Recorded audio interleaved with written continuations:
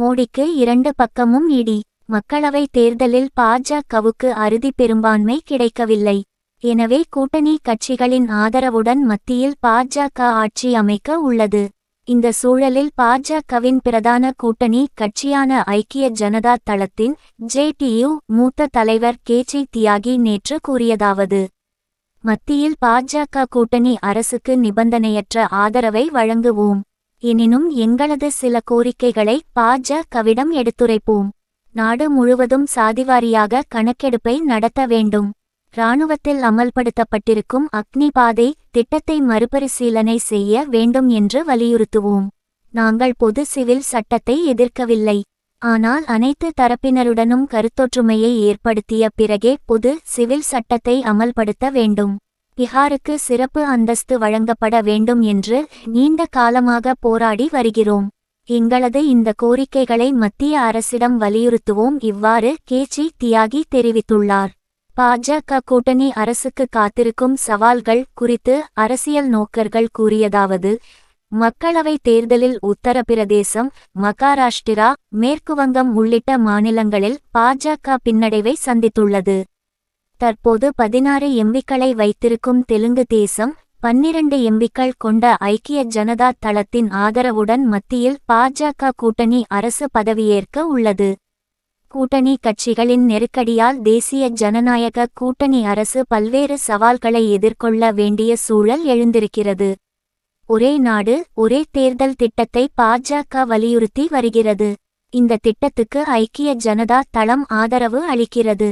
ஆனால் தெலுங்கு தேசம் கடுமையாக எதிர்ப்பு தெரிவித்து வருகிறது.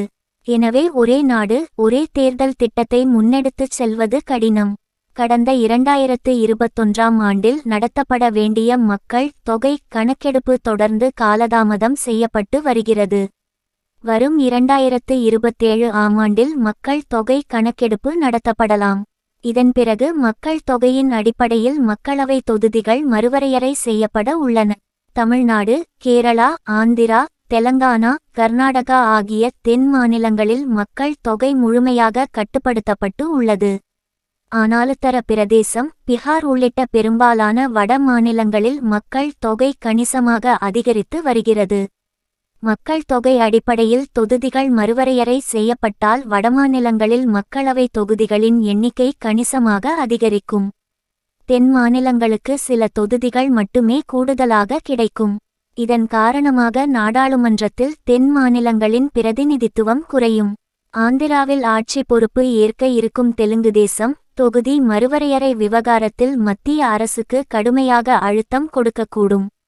பாஜக 3வது முறை ஆட்சி அமைத்தால் பொது சிவில் சட்டம் கொண்டு வரப்படும் என்று எதிர்பார்க்கப்பட்டது. ஆனால் தெலுங்கு தேசமும் ஐக்கிய ஜனதா தளமும் பொது சிவில் சட்டத்துக்கு முட்டுக்கட்டையாக இருக்கக்கூடும்.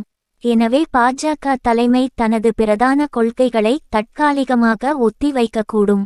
மத்திய அமைச்சரவையில் தெலுங்கு தேசமும் ஐக்கிய ஜனதா தளமும் முக்கிய இலாக்காக்களை கோரி வருகின்றன.